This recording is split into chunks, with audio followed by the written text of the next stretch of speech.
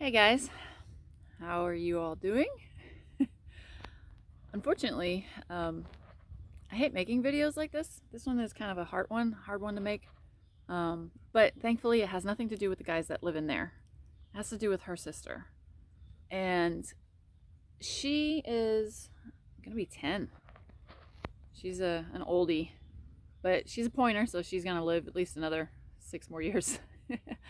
But what this video is all about is my nephew reached out to us the other day on Wednesday, and it is now Saturday, to tell us that he was bringing her sister to the veterinarian. And it was very unexpected. He was really frightened and he didn't know what was going on. And we've been in touch with each other, where we're pretty close anyway, all this time. And he's been giving us updates as her condition. And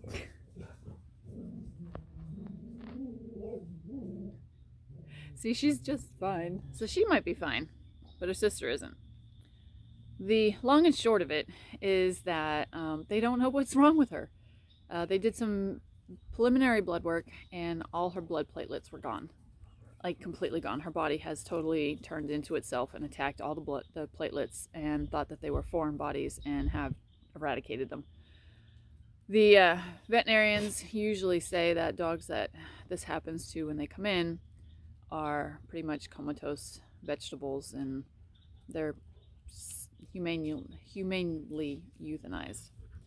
But this isn't the case for her. She's a fighter, just like her daddy. Her daddy works for CMPD, which is the Charlotte Mecklenburg Police Department.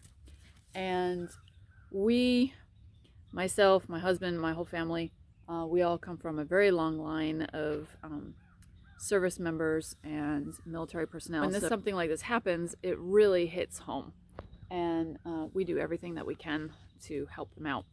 My nephew has been a police officer for Charlotte area for the past 5 years, maybe 6. I think he's coming up on 6. He was in the reserves in Tennessee, and so he knows what it's like to have heartache and see awful things. So when something like this happens, we all try to rise up real quick and help him out. Obviously, ICU is very expensive, so I've created a GoFundMe page that is going to be connected to this video, and it's gonna have all the conversations, well, not all of them, but you know, the sensitive topics are taken out, but the majority of the conversations between he and I over the past couple of days, 4 o'clock in the morning, midnight, you know, whatever it is, he stays with her as much as possible. He's been there overnight every night since this has happened.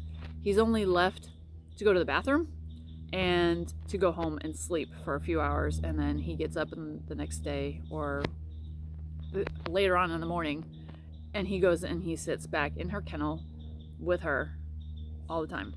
And I think that has probably helped her out an awful lot, because he says that she's very responsive when he's around. Not 100%, she gets up and walks with some help. So her platelets are coming up with the therapy that the veterinarians are doing. So, but she's still not out of the red zone yet. Red zone, super red zone, before she moves into the red zone. But anyway, I'm not gonna jibber jab too much, because all you YouTubies, you know how much I can just yammer on. So I'm going to let our conversations tell the story, the videos of what he's been sending. I have permission from him to post all of this stuff, and yes, I know. And before this video was made, I want to say thank you to Maverick Pet Transportation. He's the guy that helped this guy when he was going to be put down because he was a feral dog and they saved him.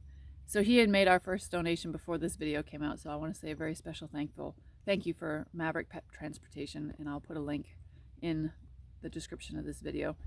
Yeah, we are very deeply involved in a lot of things like this that are still not horses. So anyway, I will let you all go and enjoy the rest of the video and grab some tissues. It's just kind of heartbreaking. But there's a light at the end of the tunnel, as always.